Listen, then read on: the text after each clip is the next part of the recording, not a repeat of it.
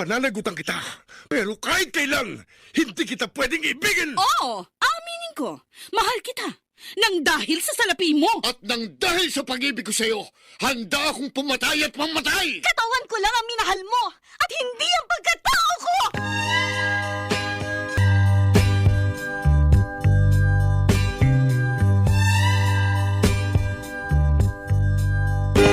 Kumusta po kayong lahat, mga giliw naming tagapakinig? Inaanyayahan ko po kayong pakinggan ang pagsasadula ng mga liham kasaysayan ng pag-ibig na padala ng ating mga taga-subaybay at bibigyan buhay ng inyong mga paboritong bituin sa radyo. Mga kasaysayang nagtatampo ng mga pusong sugatan, mga pusong sawi, at mga pusong punong-puno ng pagmamahal.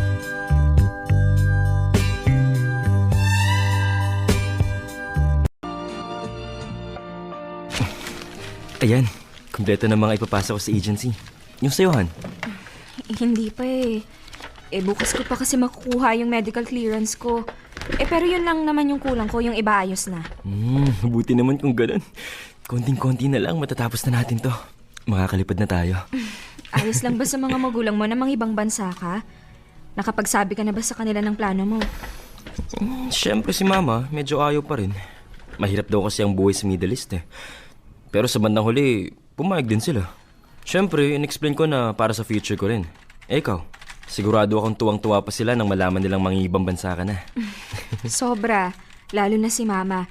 Nakahinga raw siya ng maluwag kasi ibig sabihin daw nun, lalaki na yung iaabot kong pera sa bahay. Oh, Han, baka naman sila pa rin ang unahin mo pag nandun na tayo, ha? Alalahanin mo, mag-iipon tayo para sa pamilyang bubuuin natin. Tingnan na lang natin. Baka naman pwede kong pagsabayin. Basta ang mahalaga, matutuloy na tayo na magkasama. Hindi kaya magkasawaan tayo doon? Sa'yo? Magsasawa ako? Naku, imposibleng mangyari yun. Nako pa. Sus, baka naman kapag may nakatrabaho kang sexy na babae, bigla mo na lang akong hindi makita. Mara, kilala mo ako. Hindi ako babaero. Kapag nagmahal ako ng totoo, siya lang. At sa pagkakataong to, ikaw yung mahal ko. Kaya ibig sabihin, ikaw lang. Sige na nga, sabi mo eh. Ay, sandali. May tumatawag sa akin. Teka, si Mama yung tumatawag. Sasagutin ko lang ha. Sige, sige. Hello, Ma? Bakit po? Nasaan ka? Nandito po ako kina Jo Marie. Bakit po? Ay, puntahan mo nga ako dito sa may barangay, yung malapit sa atin. Po? Ano ginagawa niyo dyan sa barangay? Ang Kuya Ray mo kasi inireklamo. Bakit po? Basta pumunta ka na lang rito. Huwag ka na magtanong ng kung ano-ano ha. Bilisan mo, kailangan kita dito. Sige po, Ma. Papunta na po ako. Bye. Oh, ano nangyari? Sinong nasa barangay? Si Kuya Ray daw. Nireklamo kaya nasa barangay. Hindi ko nga alam kung bakit eh. Naku, mahal, kailangan ko nang umuwi. Babawi na lang ako sa susunod, ha? Oh, sige, sige, sige. Mag-ingat ka, ha? Balitaan mo ako. Sige. Ma, Hay, salamat. Nakarating ka rin. Ba't ang tagal mo? traffic po eh. Nasaan po si Kuya? Andun sa loob. Ano ba kasing nangyari? Sinong nagrereklamo sa kanya? Hay, nako, itong magaling mong kuya. Nangutang nang hindi naman pala niya kayang bayaran. Ang tagal-tagal na pala niyang problema yon, hindi man lang nagsasabi. Diyos ko naman. Si Kuya talaga hindi pa natuto. Ano pong binigay na kondisyon na nagrereklamo sa kanya? Magbabayad daw o itutuloy niya yung demanda sa kuya mo. Magkano po ba? Nasa 50,000 din yung inutang niya. Ang napag-usapan, kahit yung kalahati man lang daw ang mabayaran ngayon, di ba may natabi ka namang 25,000? Po? Ma, pang placement fee ko po yun. Hindi ko pwedeng galawin yon. Medical clearance at yung bayad na lang po yung kulang, okay na ako. Anong gusto mo? Hayaan na lang yung kapatid mo dito? Ako naman po yung hindi makakaalis ng bansa. Maghanap na lang po tayo ng ibang paraan. Huwag natin galawin yung placement fee ko. Yun na nga lang po yung paraan para guminhawa yung buhay natin tapos gagalawin nyo pa. Kailangan nga kasi natin, ano ba? Kapatid mo ang may problema, hindi kung sino lang. Kasalanan naman niya dahil nangutang siya tapos hindi pala niya kayang bayaran. Tapos ako papahirapan nyo? Manaman! Mag-withdraw ka na ngayon at babayaran natin ang kalahati ng utang ng kuya mo. At yung natitira, pagtutulong-tulungan nating maipon yon. Tapos ang usapan, sumunod ka sa akin kung ayaw mong ako ang magalit sa'yo. Mara! Bakit parang pagod na pagod ka? Tumakbo na ako papunta dito eh. Alam ko kasing kanina ka pa naghihintay. Sandali, hihinga lang ako.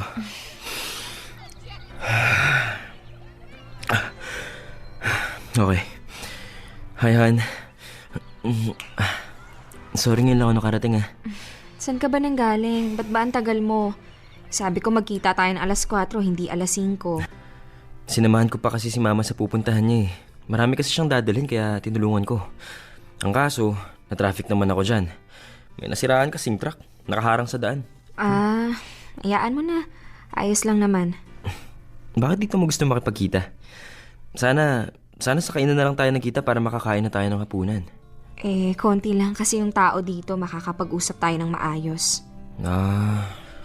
Oo nga pala. Sa Lunes ko na ipapasa yung mga requirements ko sa agency. Ikaw, kamusta yung iyo? Sumabi ka na sa akin. May kasi, may konting problema. Problema?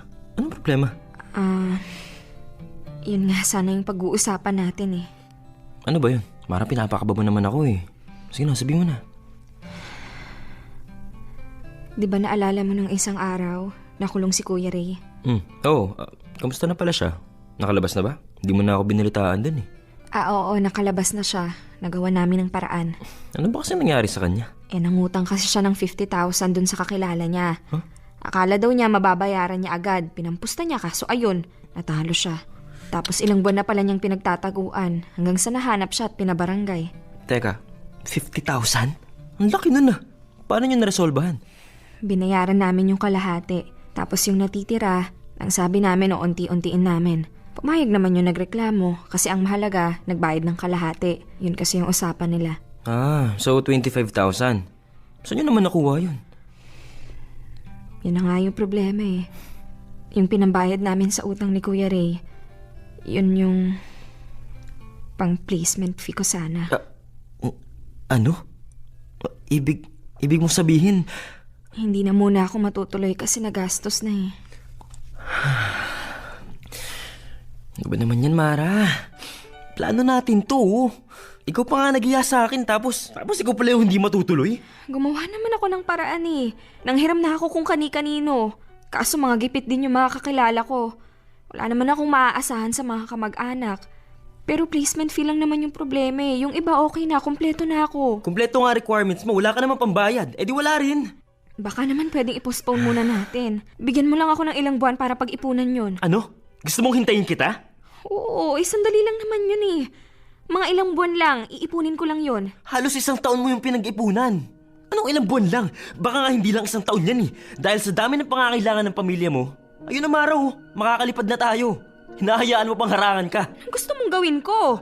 Hayaan kong makulong yung kapatid ko. Magalit sa akin yung nanay ko. Jo Marie, pamilya ko yun. Kahit saang anggulo, kahit anong mangyari, responsibilidad ko na tulungan ko sila. Kahit na hindi mo naman kasalanan. Yan ang hirap sa'yo eh. Hindi mo naman problema pero sinasalo mo. Hindi mo napapansin na inaabuso ka na nila. Hindi naman ikaw ang panganay, Mare. Kahit na. Wala naman sa pagiging panganay o kung pangilan ka eh. Ang problema ng isa, problema ng lahat. Hindi mo kasi ako naiintindihan dahil wala ka namang kapatid. Hindi naman kayo naghihirap. Wala kang mabigat na responsibilidad. Jo Marie, ang hiling ko lang naman. Intindihin mo ako. At hanggang kailan naman kita iintindihin dyan sa sinasamong responsibilidad, ha? Baka nga niyan mamaya, kahit kasal na tayo, ultimo diaper ng pamangkin mo sa'yo pa nila hihingin. Paano tayo, ha? Kung hindi mo sila kayang tiisin, paano na lang kapag may sarili na tayong pamilya? Anong pinapalabas mo? Piliin kita kaysa sa pamilya ko. Alisin ko sila sa mga plano ko, At gano'n. bakit hindi? Mara, ang dami mo nang nagawa para sa kanila. Halos ikaw na nga ang bumuhay sa buong pamilya mo eh. Buti sana kung natutulungan ka nila eh, ng ate at kuya mo. Pero hindi, pati sila kargo mo. Jo Marie, mga kapatid ko sila, hindi ko sila pwedeng tiisin. Sige, ganito na lang ang gawin natin. Total naman, mas inuuna mo ang pamilya mo kaysa sa ating dalawa eh. Magkanya-kanya na lang tayo. Anong sinabi mo? Teka, nakikipaghiwalay ka ba sa akin? Hindi naman yun yung gusto ko eh.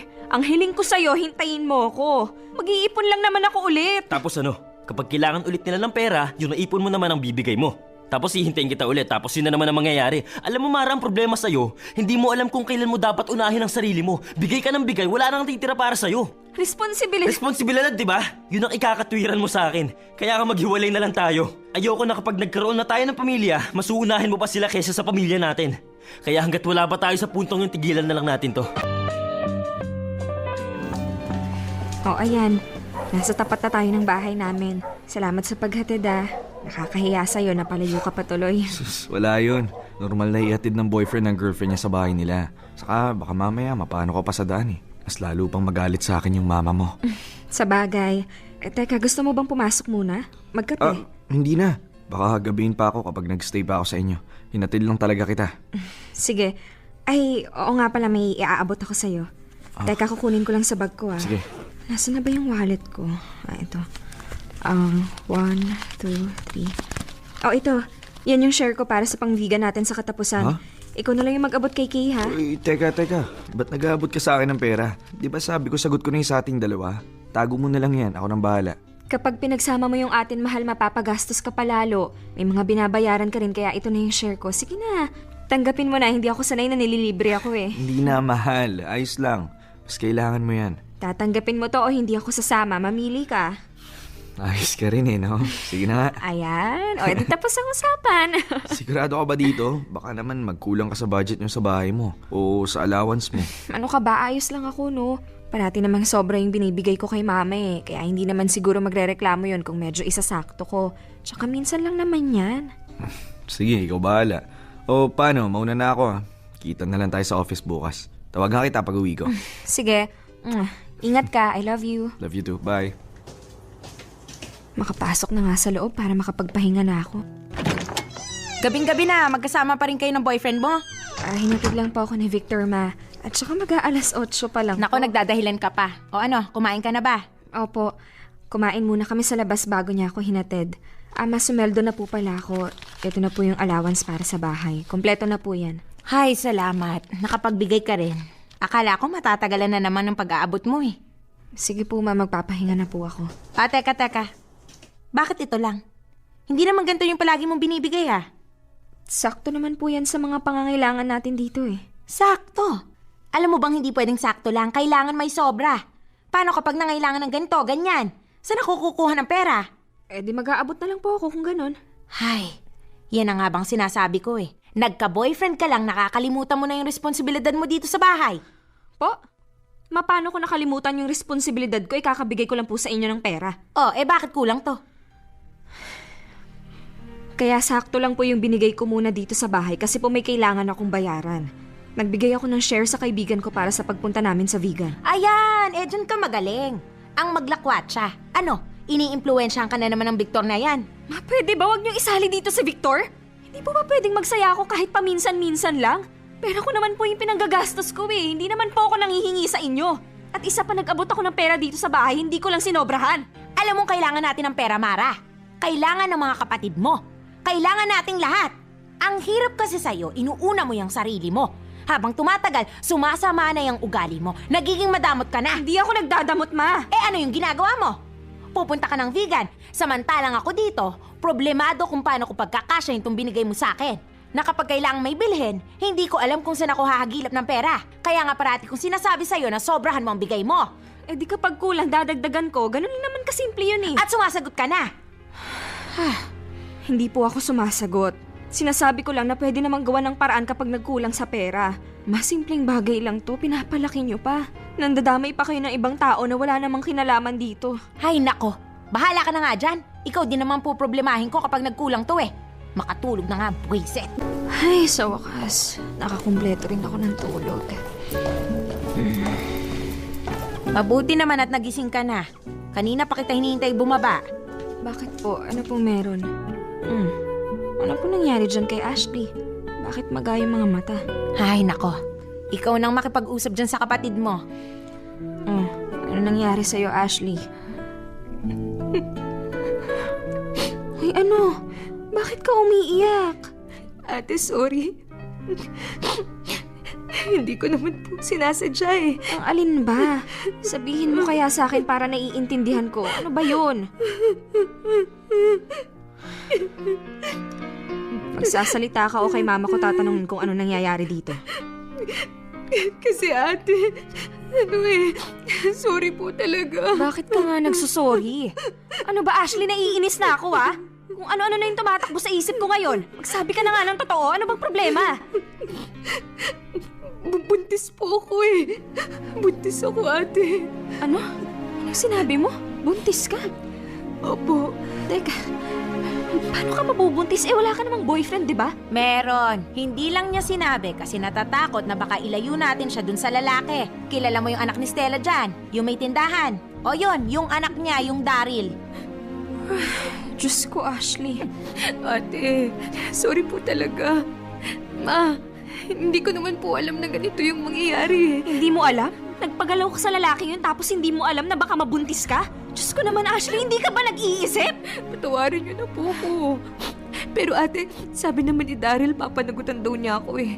Hindi raw niya ako pababayaan. Kahit na, Ashley! Sinira mo yung kinabukasan mo eh! Usapan natin, ha? Ang sabi ko, magtatapos ka sa pag-aaral. Yun yung unahin mo. Pero anong ginawa mo? Naglihim ka na nga sa amin, nagpabuntis ka pa. Alam ko naman pong nagkamali ako eh. Pero maniwala po kayo sa akin, hindi ko naman po ito sinasadya eh. Kumukulo yung dugo ko sa'yo. Konting-konti na lang talaga, masasaktan ka na sa akin eh. Di ka nag-iisip? O paano yan? Paano yung pag-aaral mo? Ihinto ka kasi buntis ka. Isang term na lang oh. Sinayang mo pa. Mara, ano ba? Tama na yan. Wala na tayong magagawa. Nandyan na yan eh. Alam nga naman tanggihan pa natin. Intindihin na lang natin yung sitwasyon ng kapatid mo.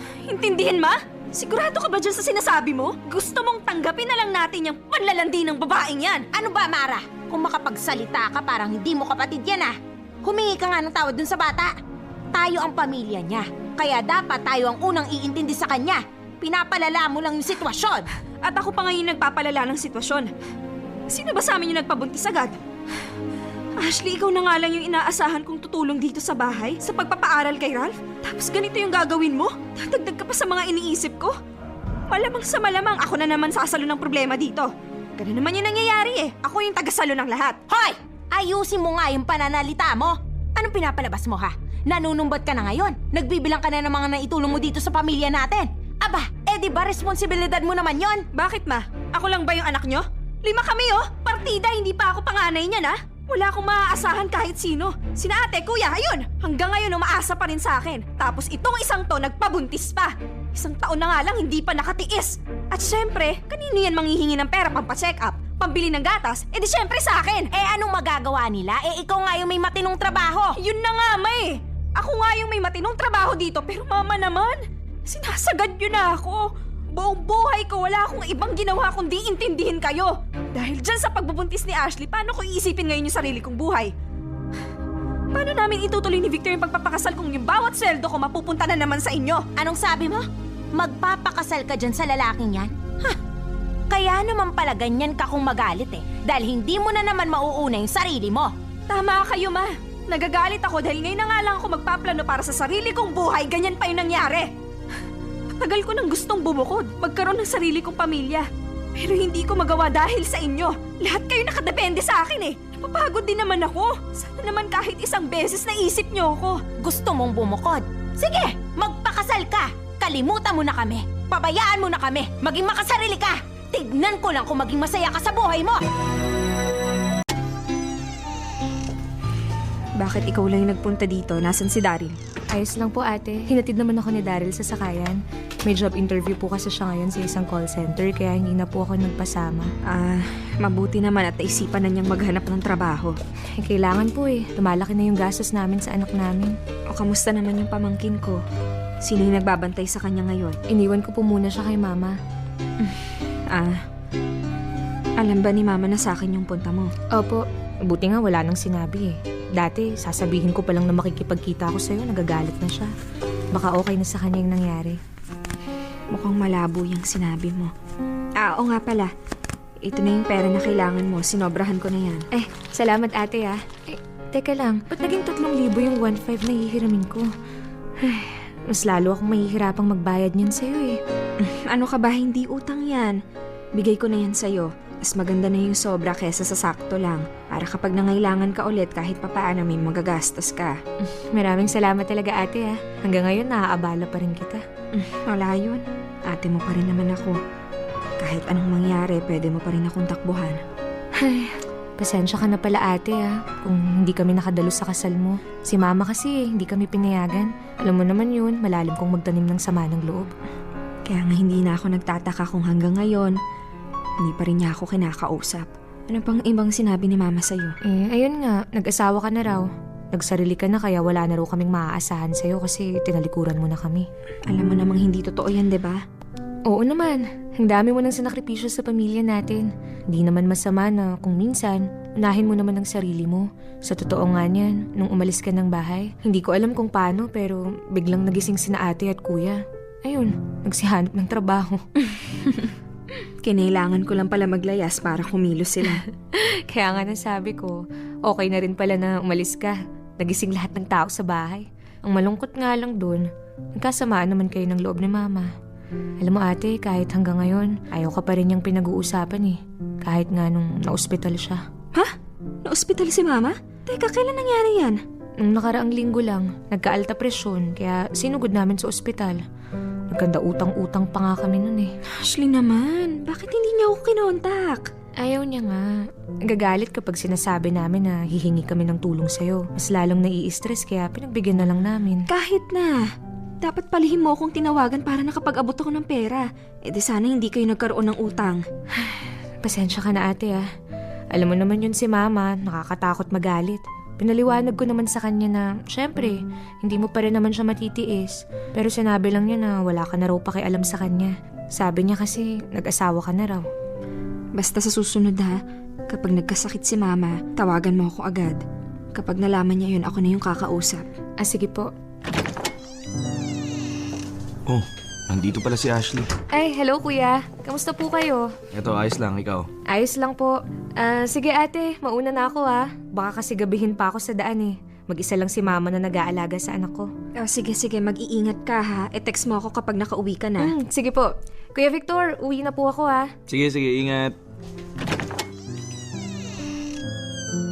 Oh, ba't ka malungkot? Na-ospital pala si mama, hindi ko man lang alam. Paano? Pinagbawalan niya sina Ashley na tawagan ako. Pakiramdam ko tuloy ngayon napakawalang kwenta kong anak. Hindi ko man lang natulungan yung nanay ko. Hayaan mo na. Alam mo namang masama ang loob sa'yo ng mama mo, hindi ba? Huhupa din yan. Di ka rin matitiis nun. Hindi mo kilala si mama eh. Kapag nagtanim ng sama ng loob yun, grabe. Hindi ko na tuloy alam kung magkakaayos pa ba kami o hindi. Gusto ko lang naman na sundin kahit isang beses lang yung gusto ko eh. Kaso, ganito naman yung nangyari. Huwag mo nang isipin yon. Pero kung hindi ka matahimik, kung ako sa'yo, ikaw na mismo ang lumapit sa mama mo. Ikaw na makipag-usap. Hindi naman ako kakausapin nun eh. Subukan mo lang. Kapag hindi umubra, dumistansya ka muna. Tapos kapag naramdaman mong medyo okay na, subukan mo ulit. Ganun lang. Basta ang mahalaga, sinusubukan mong magkaayos kayo. Yun lang. Tingnan mo, lalambutin yung puso niya sa'yo. Dear Mr. Romantico, 10 buwan kong tiniis ang pamilya ko, pero nang malaman kong na-ospital pala si Mama, abot hanggang langit ang konsensya ko. Dito ko natanong sa sarili ko kung naging mabuting anak ba ako o kapatid. Pakiramdam ko kasi ay napabayaan ko sila dahil sa mas inuna ko ang kaligayahan ko.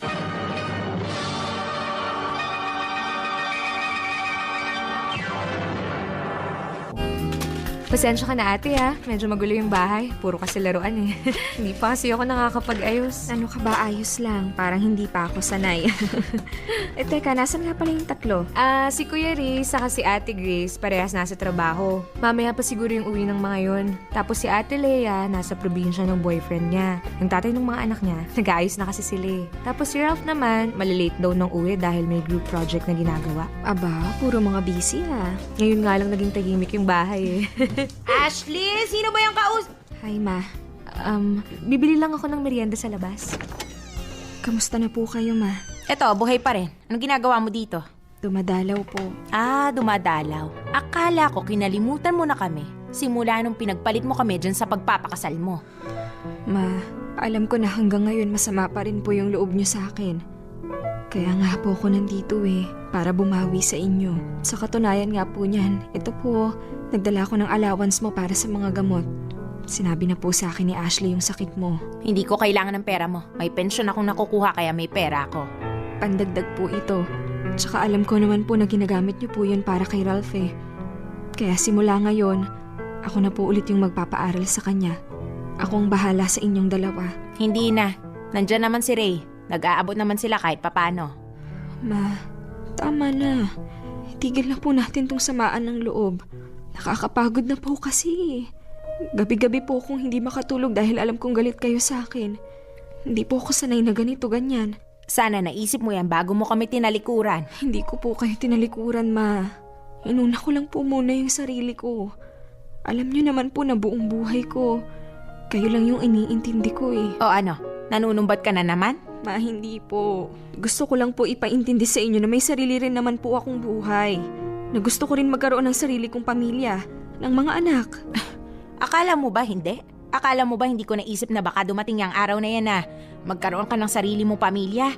Paano yung mga kapatid mo? Malalaki na po sila. Kaya na nila yung mga sarili nila. Ang bigat lang po kasi nung binigay niyo sa aking responsibilidad Halos lahat inahako ko. Mula kay kuya hanggang kay Ralph. Ako lahat. Ni halos wala akong naipon para sa sarili ko. Naiintindihan ko. Pero anong magagawa ko, Mara? Kailangan ka ng mga kapatid mo. At ikaw lang ang naaasahan ko sa lahat ng bagay. Alam kong masama tong sasabihin ko. Pero sa inyong 5, ikaw ang pinakamagaling, pinakamadiskarte, pinakamatyaga. Kaya sa'yo ko sumasandal kasi naniniwala akong kaya mo Pero bakit ako lang? Bakit hindi mo kinukumbinsi sina kuya? Si ate, naging panganay ako nang wala sa oras At doon ako nagkamali. Naging kampante ko na hindi ka magrereklamo na ikaw ang sasalo ng lahat. Na hindi ka aangal kasi parati mong inuuna yung pamilya natin kaysa sa sarili mo. Aminado naman ako dun May kasalanan din ako. Hindi ko lang siguro na iwasan na maramdaman na kaya ka magpapakasalay para matakasan mo kami. Ma, hindi po yan totoo. Hindi ko po intensyon na iparamdam yun sa'yo. Ang gusto ko lang po, pagbigyan niyo ako kahit minsan unahin ko naman yung gusto ko. Yung magpapasaya sa akin. Hindi naman po porket nag-asawa na ako, kakalimutan ko na kayo. Paano pag nagkaroon ka na ng anak? Paano na kami? Kapag dumating po yun, sigurado akong kaya na ng mga kapatid ko yung mga sarili nila. Na maayos na yung buhay ni na Kuya Ray at Ate Lea. Nagagawa ng sustentuhan si Ashley ng tatay ng anak niya. Tapos si Ralph, may maganda ng trabaho. O kahit magtatapos na sa pag-aaral. Pababayaan niyo rin naman ako kapag may mga sarili na kayong buhay. Ma, hindi mangyayari yun. Sisiguraduhin ko yun kasi wala naman kami dito sa mundo kung wala ka. Kayo ni Papa. Itong ginagawa ko, walang-wala to sa nagawa niyo sa amin nun. Sa mga hirap na pagpapalaki niyo sa amin. Kaya sorry, Ma. Sorry sa mga nasabi ko sa'yo. Sumama lang po yung loob ko. Ikaw naman kasi. Iniisip mo na kaagad na ikaw yung sasalo ng problema ni Ashley. Hindi naman. Siyempre hindi ako papayag na hindi siya panagutan ng lalaking yon. Masyado ka namang marami kasing iniisip. Kaso, gano'n naman ang mga sinabi mo. Kaya sorry po talaga, Ma. Aminado naman po ako na may kasalanan din ako Ma, okay na po ba tayo? Bati na po tayo? Ay, hindi ko alam. Depende sa magkano ang iabot mo dito sa bahay. Huwag po kayong mag-alala, Ma. Hindi na po to sakto. Sinobrahan ko na po yan. Nako, mabuti naman kung ganon. Masyadong magastos niyang bunso mong kapatid. Ang daming hinihinging gastos para sa mga projects niya. Diyan niyo na po kunin lahat. Kapag kulang, tawagan niyo lang po ako ulit. Basta palagi niyo pong tatandaan, kahit may mga apo na kayo sa akin, hindi ko pa rin po kayo pababayaan at hindi ko kayo pagdadamutan kung anong meron ako.